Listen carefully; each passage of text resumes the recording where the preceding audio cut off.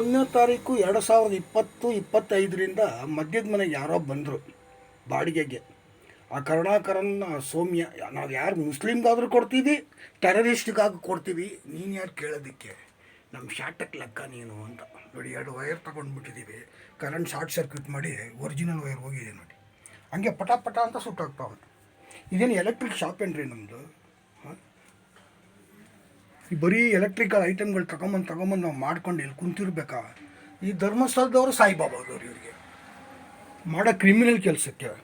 ನೋಡು ಹೆಂಗೆ ಎಲೆಕ್ಟ್ರಿಕ್ ಐಟಮ್ಗಳು ತಂದು ಇಟ್ಟಿರ್ತೀವಿ. 2 ವೈರಿಂದ ನಾವು ಕರೆಂಟ್ ತೊಗೋಬೇಕು ಇವ್ರಿಗೆ.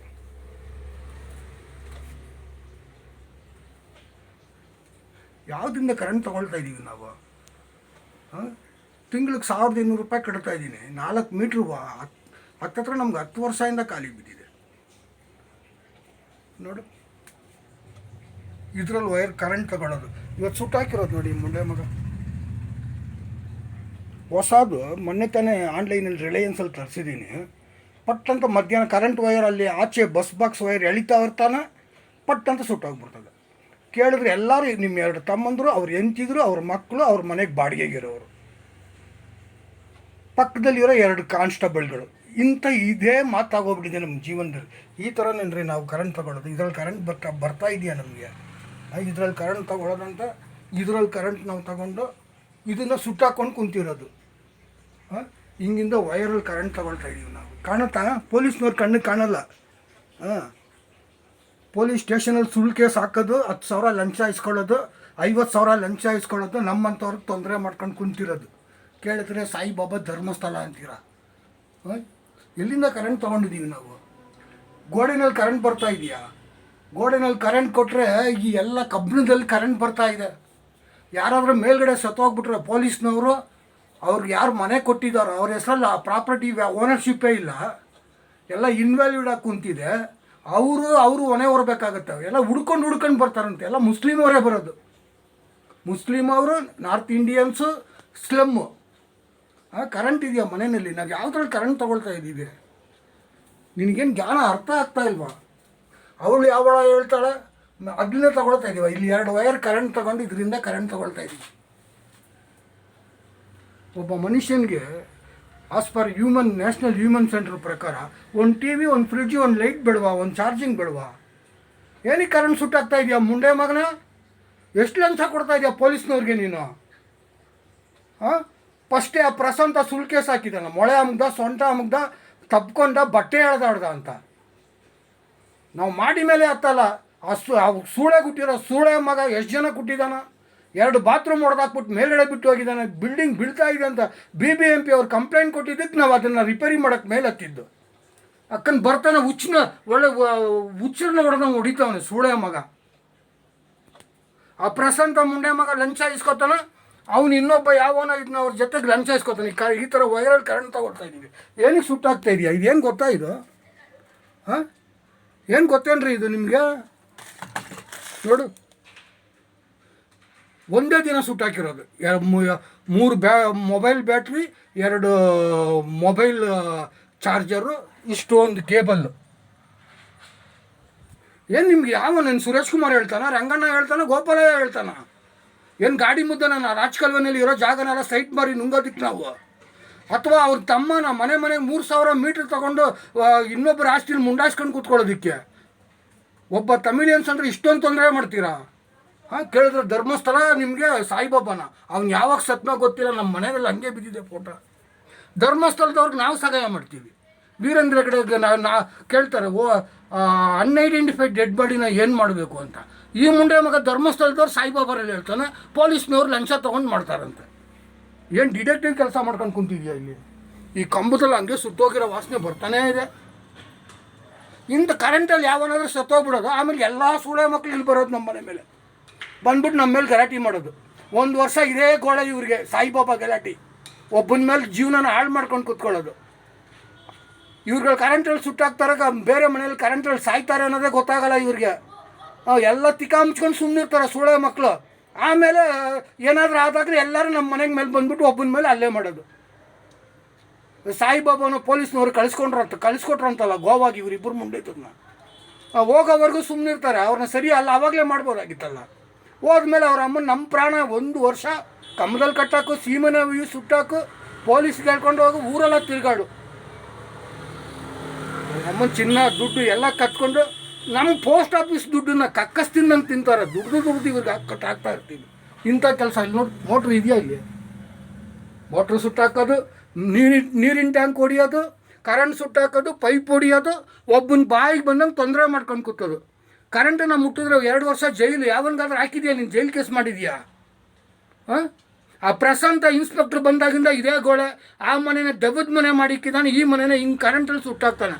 ಮೇಲೆ ನೋಡಿದ್ಯಾ ಹೆಂಗೆ ಹೊಡ್ಕೊಂಡು ಬರ್ತಾ ಇದೆಯಾ ಅಂತ? ನಿಮ್ಮ ಮನೆ ಆದರೆ ಸುಮ್ಮನೆ ಇರ್ತಾ ಇದೆಯಾ? ನೀನು ಗೌರ್ಮೆಂಟ್ ಸಂಬಳ ತೊಗೊಳ್ತಾ ಇಲ್ವಾ? ಏನು ಬರೀ ಲಂಚ ತೊಗೊಂಡು ಕೆಲಸ ಮಾಡ್ತೀಯ? ಅಲ್ಲಿ ನೋಡು, ಇದ್ರೊಳಗೆ ಕಂಬಿ ಇರೋದು ಮೋಲ್ಡಲ್ಲಿ. ಹಾಂ, ಆ ಅಮ್ಮನಿಗೆ ಹೇಳಿದ್ರೆ ಆ ಅಮ್ಮ ಹೇಳ್ತಾರೆ, ನೀವು ಸಿಕ್ಕಾಬಿಟ್ಟೆ ನಮಗೆ ಮೆಸೇಜ್ ಬರ್ತಾ ಇದೆ ಕಂಬ ತೆಗಿಬೇಕು ಅಂತ. ನಮ್ಮ ಹುಡುಗರಿಗೆ ಹೇಳಿದ್ದೆ, ನಿಮ್ಮ ಹುಡುಗರು ಹೇಳಿದ್ದು ಹಿಂಗೆ, ಇದ್ರಲ್ಲಿ ಕರೆಂಟ್ ಬರ್ತಾನೇ ಇದೆ, ಇದ್ರ ಮಾಡಿ ಮೇಲೆ ಇರೋರು ಸತ್ತೋಗ್ಬಿಟ್ರೆ ಕರೆಂಟಲ್ಲಿ ಯಾರಿಗೆ ಬರುತ್ತೆ? ಏನಕ್ಕೆ ಕರೆಂಟ್ ಸುಡ್ತಾ ಇದೆಯಾ? ಹೊಟ್ಟೆಗೆ ಏನು ತಿಂತೀರಾ ಮುಂಡೆ ಮಕ್ಕಳ ನೀವು? ಹಾಂ, ಇಲ್ಲಿ ನೋಡಿ, ಇಲ್ಲಿ ಸುಟ್ಟು ಕರಗ್ತಾ ಇರೋದು ಹೆಂಗೆ? ಇವೆಲ್ಲ ಏನು ಕಣ್ಣಿಗೆ ಕಾಣಲ್ವ ನಿನಗೆ? ಮನೆ ಒಳಗೆ ಕರೆದ್ರೂ ಪೊಲೀಸ್ನವ್ರು ಬಂದು ಮಾಜಾರು ಮಾಡಲ್ಲ. ಹಂಗೆ ಸುಟ್ಟಾಕ ಇದು ಮಾಡಿಬಿಡು. ಇರೋದು ಒಬ್ಬ ಬದುಕಕ್ಕೆ ಬಿಡಲ್ವಲ್ರಿ ನೀವು. ಇನ್ನು ಹೆಂಡತಿ ಮಕ್ಕಳ ಜೊತೆಗೆ ಹೆಂಗೆ ಬದುಕೋದು ನಾವು ನಿಮಗೆ? ಏನಕ್ಕೆ ಎಲ್ಲ ಪುಡಿ ರೌಡಿಗಳು, ಎಲ್ಲ ಪುಡಿ ಹುಡುಗರು ಇಷ್ಟ ಬಂದಂಗೆ ಹೋಗ್ಬೋದು ಯಾರ್ದೋ ಆಸ್ತಿನಲ್ಲಿ. ನಂದು ಒಂದೇ ವ್ಯಾಲ್ಯೂಡ್ ಪ್ರಾಪರ್ಟಿ ಇಲ್ಲಿ, ಇನ್ನು ಯಾರ್ದು ಪ್ರಾಪರ್ಟಿ ವ್ಯಾಲ್ಯೂಡ್ ಇಲ್ಲ ಇಲ್ಲಿ. 2 ಮನೆ GPA, കാരണം 13 ವರ್ಷ ಜೈಲಿಗೆ ಹೋಗ್ತಾರೆ. ಇನ್ನು 2 ಮನೆ ಗಿಫ್ಟ್ ಡೀಡ್ ಇನ್ವ್ಯಾಲ್ಯೂಡು. 1 ಕೋರ್ಟಲ್ಲಿ ಆಗಬೇಕು, ಇಲ್ಲಿ ಎಲ್ಲರೂ ಸೇರಿ ಸೈನ್ ಮಾಡಿ ಕೊಡಬೇಕು ಮುಂಡೆ ಮಕ್ಕಳಿಗೆ. ಅಲ್ಲಿವರೆಗೂ ಅವ್ರ ಪ್ರಾಪರ್ಟಿ ಮುಟ್ಟಕ್ಕೆ ಬರಲ್ಲ. ನಾಳೆ ಮೊಮ್ಮಕ್ಕಳು ಏನು ಮಾಡಿದ್ರಿ ದುಡ್ಡು ಅಂದ್ರೆ ಮಿಸ್ಅಪ್ರೋಪ್ರಿಯೇಷನ್ ಅಂದರೆ ಏನಂತ ಗೊತ್ತಾ ನಿನಗೆ? ಪೊಲೀಸ್ನವ್ರಿಗೆ ಲಂಚ ತೊಗೊಳೋದು, ಕೆಲಸ ಮಾಡೋದಂತೆ. ಯಾವತ್ತಾದ್ರೂ ಲಂಚ ತೊಗೊಂಡು ಅಸಲು ಬಡ್ಡಿ ಚಕ್ರಬಡ್ಡಿ ವಾಪಸ್ ಕೊಟ್ಟಿದ್ಯಾ? ಗೌರ್ಮೆಂಟ್ ಸರ್ವೆಂಟ್ 10,000 ರೂಪಾಯಿ ತೊಗೊಂಬಿಟ್ರೆ 16 ವರ್ಷ ಅವ್ನ ಜೀವನ ಹಿಂತಾರೆ. ನೀವು ಲಂಚ ತಿಂದ್ಕೊಂಡೇ ಕೆಲಸ ಮಾಡ್ತೀರಾ? ಯಾವನ್ಗಾದ್ರೂ ಲಂಚ ವಾಪಸ್ ಕೊಟ್ಟಿದ್ದೀರಾ? ಅಥವಾ ಜೈಲಿಗೆ ಹೋಗಿದ್ದೀರಾ ನೀವುಗಳು? ಬರೀ ಕಾಮಾಕ್ಷಿ ಪಳೆನ ಹಾಳು ಮಾಡ್ಕೊಂಡು ಕುಂತಿದೀಯಾ. ಇಲ್ಲಿ ರಾಜಕಾಲುವೆ 50 ಅಡಿ ಆಗಿದೆ. ಇನ್ನು ಕೆರೆ ಯಾವತ್ತೋ ಕೋರ್ಟಲ್ಲಿ ಹೈಕೋರ್ಟಲ್ಲಿ ಹಂಗೆ ಬಿದ್ದಿದೆ. ನಿಮ್ಮಿಂದ ಯಾವುದು ಒಳ್ಳೇದಾಗಲ್ಲ ಮುಂಡೆ ಮಕ್ಕಳು. ನೀವು ಪೊಲೀಸ್ನವರೇ ಮೊದಲು ಸರಿ ಇಲ್ಲ. BBMP ಹಾಸ್ಪಿಟ್ಲ್ ಓಪನೇ ಆಗಲ್ಲ. ಇಲ್ಲಿರೋ ಮುಂಡೆ ಮಕ್ಕಳು ಎಲ್ಲ ಸೈಲೆಂಟಾಗಿರ್ತಾರೆ. ಎಲ್ಲರೂ ಕ್ರಿಮಿನಲ್ ಕೆಲಸ ಮಾಡಿಬಿಟ್ಟು ಹೋಗ್ಬಿಟ್ರೆ ಒಂಟಿ ಒಬ್ಬ ಬೆಳಗ್ಗೆಯಿಂದ ಒಂದು ಮಾತು ಮಾಡ್ತಾರಲ್ಲ, ಅವ್ನ ಪಾಡಿಗಿರ್ತಾನೆ, ಅವನ ಜೀವನ ಇಂತಾರೆ ಇಟ್ಕೊಂಡು.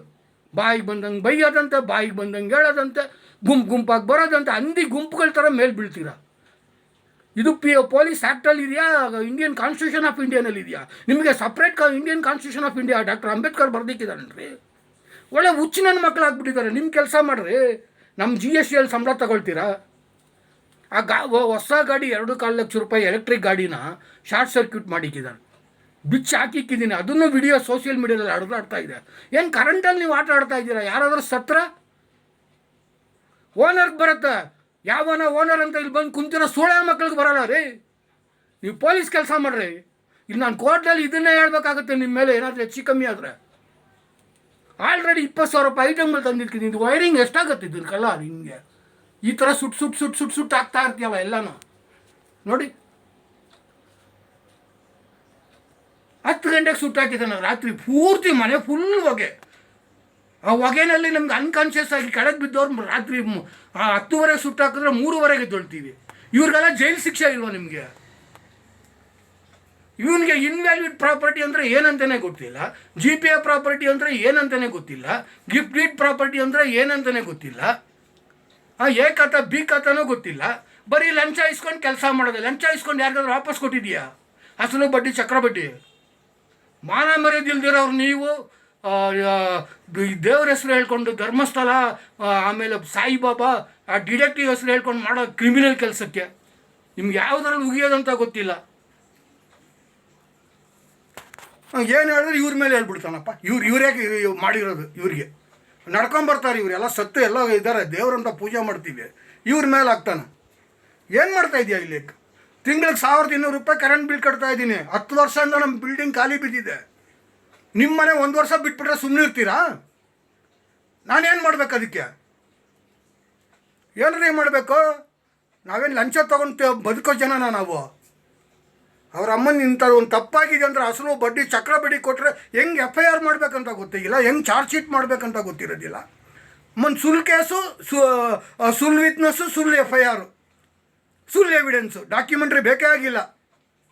20 ವರ್ಷದಿಂದ ಬೋಗಿ ಹಾಕಿದ್ದಾರೆ. ಮುಂಡೆ ಮಕ್ಕಳು ಖಾಲಿ ಮಾಡ್ಕೊಂಡು ಹೋಗಲ್ಲ, ಇವ್ರು ಬೋಗಿ ಹಾಕೋತಾರೆ, ಊರು ಬಿಟ್ಟು ಹೋಗ್ಬಿಡ್ತಾರೆ. ಅವ್ರ ಅಮ್ಮನ ಈ ಸೂಳೆ ಮಕ್ಕಳು ಅವರೇ ಬರ್ತಾರಂತ. ಆಮೇಲೆ ನಮ್ಮ ಮನೆಯಲ್ಲಿ ಇಟ್ಟಾಡ್ಸಿ ಹೊಡಿಯೋದು ಒಂದೇ ಬಾಕಿ. ರಾತ್ರಿ ಆಗಲು ಗಲಾಟೆ, ತಂಟೆ, ತಗರಾದು. ಇದೇನು ಕಿಟಕಿ ನಿಮ್ಮ ಅಪ್ಪನ ಮನೇನೇನ್ರಿ? ಕಿಟಕಿ ಹತ್ರ ವಟ ವಟ ವಟ ವಟ ವಟ ಅಂತ ಮುಸ್ಲಿಂ ಭಾಷೆ, ಉರ್ದು ಭಾಷೆ, ಮತ್ತು ಅದೇನೋ ಹಿಂದಿ ಭಾಷೆ, ಇವ್ರಿಗೆ ಬೇಕಾಗಿರೋ ಭಾಷೆನಲ್ಲಿ ಮಾತಾಡ್ಕೊಂಡು ಕುಂತಿರ್ತೀರ. ನಮ್ಗೆ ಯಾವ ಅಭ್ಯಾಸ ಇರಲ್ಲ ಕೂತ್ಕೊಂಡು ಓದೋದು ಒಂದು ಬಿಟ್ರೆ. ಇದೇನು ಹಂಪೇನೇನ್ರಿ?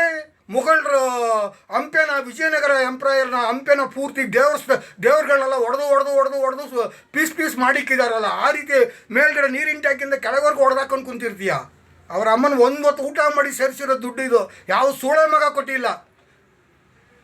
ನಮ್ಮ ದುಡ್ಡಲ್ಲಿ ಕಕ್ಕಸ್ ತಿನ್ಕೊಂಡು ಬದುಕ್ತಾ ಇರ್ತಾರೆ ನೋಡು.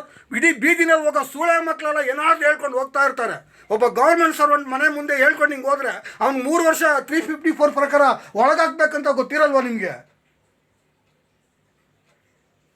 ಬರೀ ಒಳ್ಳೇದು ಒಂದು ಮಾಡೋದು ಬಿಟ್ಟರೆ ನಮ್ಗೆ ಇನ್ನೇನು ಗೊತ್ತಿಲ್ಲ. ಬರೀ ಕೆಟ್ಟದ್ದು ಬಿಟ್ಟರೆ ಇನ್ನೇನು ಒಂದು ಒಳ್ಳೇದು ಮಾಡಲ್ಲ ಮುಂಡೆ ಮಕ್ಕ. ಅನ್ನ ನೀರಿಲ್ದೆ ಸಾಯ್ತೀರ ಮುಂಡೆ ಮಗನೇ. ಭೂಕಂಪ ಗೀಪಂಕ ಹಾಕಿ ಇರೋರನ್ನ ಕರೆಕ್ಟಾಗಿ ಸರಿ ಮಾಡು. ಇವ್ರಿಗೆ ಪೊಲೀಸ್ ಕೆಲಸ, ಎಂತಿ ಮಕ್ಕಳು ಲಂಚ. ನಮ್ಮಂಥವ್ರಿಗೆ ಒಂದು ಊಟ ತಿನ್ಕೊಂಡು, ಹಳೆ ಊಟ ತಿನ್ಕೊಂಡು ಬದುಕಬೇಕು. ನೋಡ್ರಿ ಯಾವಾಗ ಥರ ತಂದು 3 ದಿನ ಆಗಿದೆ, ಹೆಂಗೆ ಸುಟ್ಟಾಕಿದ್ದಾನೆ. ಇಲ್ಲಿರೋ ಜನ ಎಲ್ಲರೂ ಹೇಳ್ತಾರೆ ಈ ಥರ ಅಂತ. ಎದುರುಗಡೆ CCTV ಕ್ಯಾಮ್ರಾ ಇಲ್ವಾ? ಮೊಬೈಲ್ ವಾರ್ ರೂಮಲ್ಲಿ ಹಾಕಿ ನೋಡಿ ಯಾರು ಏನೇನು ಮಾಡ್ತಾರೆ ಅಂತ ಗೊತ್ತಾಗತ್ತೆ. ಅದನ್ನೊಂದು ಮಾಡಿ ಅವ್ರ ಮೇಲೆ ಕ್ರಮ ತಗೊಳ್ಳಲ್ಲ ನೀವು. ಕಂಪ್ಲೇಂಟ್ ಕೊಡೋಕ್ಕೆ ಬಂದರೆ ಅವನ ಮೇಲೆ ಸುಳ್ಳು ಕಂಪ್ಲೇಂಟ್ ಹಾಕ್ಬಿಟ್ಟು FIR ಮಾಡ್ತೀಯ. ನೀನು ಒಬ್ಬ ಪೊಲೀಸ್ ಇಲಾಖೆಯಲ್ಲಿದ್ದೀರೇನ್ರಿ ನೀವು? ನಿಮ್ಗೇನು ಮಾನ ಮರ್ಯಾದೆ, ಅನ್ನ ತಿಂತೀರ ನೀವು? ಎಲ್ಲ ಇದು 15 ವರ್ಷದ ಕರೆಂಟೇ ಇಲ್ಲ ನಮಗೆ. ಬರೀ ಒಂದು ಲೈಟು, ಒಂದು TV, ಒಂದು ಫ್ರಿಡ್ಜಿಗೆ ಅವ್ರ ಅಮ್ಮನ ಸುಟ್ಟಾಕೊಂಡು ಕುಂತಿರ್ತಾನೆ ಮುಂಡೆ ಮಗ. ನಾನು ಹಿಂಗೆ ಇಟ್ಕೊಂಡಿರ್ತೀನಿ, ಇಡೀ ಪ್ರಪಂಚಕ್ಕೆ ಗೊತ್ತಾಗುತ್ತೆ. ಅಂಥದ್ರಲ್ಲಿ ಯಾವ ಸೂಳೆ ಮಗ ಈ ಕರೆಂಟ್ ಶಾರ್ಟ್ ಸರ್ಕ್ಯೂಟ್ ಮಾಡ್ತಾನೆ? ಈ ರೀತಿ ಕರೆಂಟಲ್ಲಿ ಬ್ಲಾಸ್ಟ್ ಆಗುತ್ತೆ. ಇವನ್ ಬ್ಲಾಸ್ಟ್ ಅಲ್ವಾ ಇದು? ಮೇಲ್ಗಡೆ ಕರೆಂಟ್ ಈ ಮೋಲ್ಡಲ್ಲಿ ಕಂಬಿ ಇರಲ್ವೇನ್ರಿ? ಸೀಲಿಂಗಲ್ಲಿ, ರೂಫಿಂಗಲ್ಲಿ ಆ ಕಂಬಿನಲ್ಲಿ ಕರೆಂಟ್ ಬಂದು ಮೇಲ್ಗಡೆ ಇರೋರು ಸತ್ರ ಎಲ್ಲ ಅವು ನನ್ನ ಕಸ್ಟಡಿಲಿರೋ ಪ್ರಾಪರ್ಟಿಗೆ ಬೋಗಿ ಕಂಡವ್ರಿಗೆ ದುಡ್ಡು ಕೊಟ್ಟು ಇದಾರಲ್ಲ, ಅವ್ಗಳ ಸತ್ರ ಯಾರಿಗೆ ಬರುತ್ತೆ ಇದೆಲ್ಲ? ಅರ್ಥ ಆಗ್ತಾ ಇಲ್ವ ನಿಮಗೆ ನಾವು ಹೇಳೋದು? ನಿಮಗೆ ಇವೆಲ್ಲ ಸೀರಿಯಸ್ ಅಫೆನ್ಸ್ ಅಲ್ವಾ ಇದು? ಕಾಸಸ್ ಆಫ್ ಡೆತ್ ಅಲ್ವಾ? ಏನು ಇಂಜಿನಿಯರಿಂಗ್ ಮೆಡಿಸಿನ್ ತೊಗೊಂಡು ಸರಿ ಮಾಡ್ಕೊಳ್ಳೋಕ್ಕೆ? ಈಗ ನೀವು ಕೊಡೋ ನರಗ ಹಿಂಸೆಗೆ, ಚಿತ್ರ ಹಿಂಸೆಗೆ ಮೆಡಿಸಿನ್ ಡಾಕ್ಟ್ರೇ ಕೊಡೋಲ್ಲ. ಡೆಲ್ಲಿಯಿಂದ ವಿಜಿಲೆನ್ಸ್ ಬರ್ತಾರೆ. ಏನಕ್ಕೆ ನಿಮಗೆ ಈ ಥರ ನರಗ ಹಿಂಸೆ ಬರುತ್ತೆ? ಯಾರು ಕೊಡ್ತಾರೆ? ಉತ್ತರ ಕೊಡಿ ಅಂತಾರೆ. ಅದರಲ್ಲಿ ಹೊಗೆ ಕರೆಂಟ್ ಸುಟ್ಟೋಗಿ ಅದರಿಂದ ಹೊಗೆ ಬಂದು ಪೂರ್ತಿ ತುಂಬ್ಕೊಂಬಿಟ್ಟಿದೆ. ಇಲ್ಲಿರೋ ಜನ ಸುಮ್ಮನೆ ಇರ್ತಾರೆ. ಏನಾದರೂ ಹಾಕ್ಬಿಟ್ರೆ ಅವ್ರ ಅಮ್ಮನ ಎಲ್ಲ ಜನ ಬರ್ತಾರೆ. ಇವಳು ಯಾವಳ್ಳ ಹೇಳ್ಕೊಂಡು ಹೋದ ಸಿಕ್ಕಾ ಮುಚ್ಕೊಂಡು ಸುಮ್ಮನಿದ್ರು ಎಲ್ಲ ಸೂಳೆ ಮಕ್ಕಳು. ಹೇಳ್ಕೊಂಡು ಹೋದ್ಮೇಲೆ ಅವ್ರ ಅಮ್ಮನ 5 ಜನ ನಮ್ಮನ್ನು ಪೊಲೀಸ್ ವ್ಯಾನಲ್ಲಿ ಇಡೀ ಊರೇ ತಿರುಗಿಸ್ತಾಗ್ತಾರೆ. 18 ವರ್ಷ ಮೇಲೆ ಹಾಕ್ಬಿಟ್ರೆ ಯಾವ ಸೂಳೆ ಮಗನ ನಮ್ಮನ್ನು ಮುಟ್ಟಕ್ಕೆ ಬರೋಲ್ಲ. ಗೋಪಾಲಯ್ಯ ತಮ್ಮ ಯಾರನ್ನ ಮರ್ಡರ್ ಮಾಡಿದ್ವಿ, ಗೋಪಾಲಯ್ಯನ ಅರೆಸ್ಟ್ ಮಾಡಿಬಿಟ್ರ. 18 ವರ್ಷ ಮೇಲೆ ನಮ್ಗೆ ಯಾರನ್ನೂ ತಂಟೆ ಮಾಡೋಂಗಿಲ್ಲ ಅಂತ ಹೇಳಿಲ್ವ ನಿಮಗೆ? ಅದೂ ಗೊತ್ತಿರೋಲ್ಲ ನಿಮಗೆ. ಅವ್ರ ಅಮ್ಮನ ಸಾಲ ಮಾಡ್ಕೊಂಡ್ಬಿಟ್ರೆ ಅವ್ರು ನಮ್ಮ ಮನೆಗೆ, ಬೋಗಿ ಹಾಕ್ಕೊಂಡು ಹೋಗ್ಬಿಟ್ರೆ ಅವ್ರು ನಮ್ಮ ಮನೆಗೆ. ಒಂಟಿ ಇರ್ತೀವಿ, ಇದರಲ್ಲಿ ಯಾರು ಜೊತೆಗೆ ಸೇರೋಂಗಿಲ್ಲ. ಒಬ್ಬನೇ ಇರಬೇಕು ಈ ಮುಂಡೆ ಮಕ್ಕಳಿಗೆ. ಇವ್ರು ಏನು ಮಾಡ್ತಾರೋ ಅಂದಿ ಗುಂಪು ಥರ ಅದಕ್ಕೆಲ್ಲ ಶಿಕ್ಷೆ ಅನುಭವಿಸ್ಕೊಂಡು ಕುಂತ್ಕೋಬೇಕು. 60 ವರ್ಷ ಆಗಿರೋ ಸೀನಿಯರ್ ಸಿಟಿಸನ್ಗೆ ಹಿಂಗೆ ಮಾಡ್ತೀರಾ, ಇನ್ನು ಬೇರೆಯವ್ರಿಗೆ ಏನೇನು ಮಾಡ್ತೀರಾ ನೀವು? ಅಕ್ಕನ ಈ ಬಾಗ್ಲು ಹೇಳ್ಕೊಂಡು ತಿರುಗಾಡ್ತಾ ಇರ್ತಾರೆ ಹುಚ್ಚುಳೆ ಮಕ್ಕಳು. ಅದೇನು ಮೆಂಟಲ್ ಹರಾಸ್ಮೆಂಟ್ ಕಿರಿಕಲ್ ಕೊಡ್ತಾರೆ ಅಂತಲೇ ಗೊತ್ತಿಲ್ಲ. ಇದೇ ಕೆಲಸ ಅವ್ರಿಗೆ. ಇಲ್ಲಿ ಬಿಟ್ಟರೆ ಕಿಟಕೆ. ನಮ್ಗೆ ಯಾವ ಅಭ್ಯಾಸ ಇರಲ್ವ? ಎಲ್ಲಿ ಹೋಗ್ಬೇಕು ನಾವು? ನಿಮ್ಗಾದ್ರೆ ಲಂಚ ತೊಗೊಂಡು ಕೆಲಸ ಮಾಡೋ ಅಭ್ಯಾಸ ಇರ್ತದೆ. ನಾವು ಎಲ್ರಿ ಹೋಗೋಣ? ಈ ಮುಂಡೆ ಮಕ್ಕಳನ್ನ ತಗೊಂಡೋಗ್ಬಿಟ್ಟು ಮಂಡ್ಯ ಜೈಲ್ಗೆ ಹಾಕಿ. ಇನ್ನೊಂದು ಜೈಲು ಓಪನ್ ಆಗುತ್ತಂತೆ ರಾಮನಗರದಲ್ಲಿ. ಬಂಡೆ ಹೊಡಿಸ್ತೀವಿ, ತಗೊಂಡೋಗಲ್ಲಿ ಹಾಕಿ 3 ಹೊತ್ತು ಊಟ 3 ಬಾಣಲಿ ಕೊಡ್ತಾರೆ, ತಿನ್ಕೊಂಡು ಬಿದ್ದಿರ್ತಾರೆ. ಬೇರೆ ಎಲ್ಲೂ ಯಾರೂ ಊಟ ಹಾಕಲ್ಲ. ಸಾಲ ತೊಗೊಂಡು ವಾಪಸ್ ಕೊಟ್ಟಿಲ್ಲ ಅಂದ್ರೆ ಮಾಡಬಾರ್ದು ಮಾಡ್ತಾರೆ. ಅದನ್ನು ನಮ್ಮ ಮೇಲೆ ಬರುತ್ತೆ. ನೀವು ತನಿಖೆ ಮಾಡ್ತಿರ್ತಾನೆ ಮುಂಡೆ ಮಕ್ಕಳು ನೋಡಿ. 2 ವೈರಿಂದ ಕರೆಂಟ್ ಹಿಂಗೆ ತಗೊಂಡು ಆಮೇಲೆ ಬಿಫೋರ್ 1947 ಇಲ್ಲ. ಖಾಲಿ ಇರೋ ಮನೆಗೆ 6 ಮೀಟ್ರ್ ಕೈಯಿಂದ ದುಡ್ಡು ಕಟ್ಕೊಂಡು ಹುಚ್ಚುಳ ಮಕ್ಕಳು ಎಲ್ಲಿಂದ ಸೇರಿಸಿದಾನ ಗೊತ್ತಿಲ್ಲ. ಹುಚ್ಚರು ಪೊಲೀಸ್ನವರು, ಹುಚ್ಚರು ಅದು ಪುಡಿ ಹುಡುಗರು ಎಲ್ಲರೂ ರೌಡಿಗಳು ಒಬ್ಬನ ಮೇಲೆ ಬೀಳೋದು. ಈ ಮನೆಗೆ ಭೋಗ್ಯಕ್ಕಿರೋರು 20 ವರ್ಷ ಇದ್ದಾರೆ, ಎಲ್ಲ ಸೇರ್ಕೊಂಡು ಒಬ್ಬನ ಮೇಲೆ ಹಲ್ಲೆ ಮಾಡೋದು. ಈ ಮನೆಯಲ್ಲಿ 20 ವರ್ಷ ಬಾಡಿಗೆಗೆ ಇರ್ತಾರೆ, ಅವರೆಲ್ಲ ಸೇರ್ಕೊಂಡು ಹಲ್ಲೆ ಮಾಡೋದು. ನಮ್ಮದು ಒಂದು ಮನೆ ಬಾಡಿಗೆ, ಸಾಯಿಬಾಬಾ ಸೋಳೆ ಮಗನಿಗೆ, ಧರ್ಮಸ್ಥಳ ಸೋಳೆ ಮಗನಿಗೆ ಇವನು ಊಟ ಹಾಕ್ತಾನೆ ನೋಡಿ, ಇವನು ಬಂಡವಾಳ ಹಾಕಿದಾನಲ್ಲ. ನಮ್ಮ ಬಂಡವಾಳನ ಕಕ್ಕಸ್ ತಿನ್ನಂಗೆ ತಿಂತೀರ ಮುಂಡೆ ಮಕ್ಕಳು, ನಮಗೆ ಈ ಥರ ತೊಂದರೆ ಮಾಡ್ತೀರ. ಏನು ಇವ್ರಿಗೊಂದು ಕಾನ್ಸ್ಟಿಟ್ಯೂಷನ್ ಆಫ್ ಇಂಡಿಯಾ ಬರೆದಿಟ್ಬಿಟ್ಟಿದ್ದಾನೆ ಡಾಕ್ಟರ್ ಅಂಬೇಡ್ಕರ್, ಇಂಥ ಕಿರಿಕಿಲ ಕೊಡ್ಕೊಂಡು ಕೂತ್ಕೊಂತ.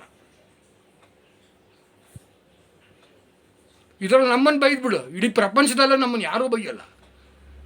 ಇಲ್ಲಿರೋ ಸೋಳೆ ಮಕ್ಕಳ ಬರೀ ಕಾಮರ್ಷಿ ಪಳೆದ ಹಣೆ ಬರ. ಕೆಲಸ ಬಿಟ್ಟು ಕೂತ್ಕೊಂಡ್ಬಿಟ್ರೆ ಈ ಸೋಳೆ ಮಕ್ಕಳ ಹತ್ರ ಬೈಸ್ಕೊಂಡು, ನರಕ ಹಿಂಸೆ ಅನುಭವಿಸ್ಕೊಂಡು, ಚಿತ್ರಹಿಂಸೆ ಅನುಭವಿಸ್ಕೊಂಡು, ಮೆಂಟಲ್ ಹೆಲ್ತ್ ಆಗಿ ಮೆಂಟಲ್ ಮೆಡಿಸಿನ್ ತೊಗೋಬೇಕು ಇವ್ರಿಗೆ. ಅವ್ನು ಮೆಂಟಲ್ ಡಾಕ್ಟ್ರು ಡೆಲ್ಲಿಯಿಂದ ಬರ್ತಾನೆ, ವಿಜಿಲೆನ್ಸು ಎಲ್ಲ ಕೇಳ್ತಾನೆ, ಪೊಲೀಸ್ನವ್ರು ಏನು ಮಾಡ್ತಾಯಿದ್ರಿ, ಕಂಪ್ಲೇಂಟ್ ಕೊಟ್ರಾ ಅಂತ. ಸರ್ ಸುಳ್ಳು ಕೇಸ್ ಹಾಕಿ ಇನ್ನೂ ಮೆಂಟಲ್ ಮಾಡ್ತಾರೆ ಸರ್ ಅಂತ ಹೇಳ್ಬೇಕು, ಇವ್ರ ಮೇಲೆ ಬರ್ಕೊಡ್ಬೇಕು ನಾವು. ಸರಿ ಮಾಡ್ರಿ ಮೊದಲು. ಮಾನ ಮರ್ಯಾದೆ ಇಲ್ದಿರೋ ಮುಂಡೆ ಮಕ್ಕಳು.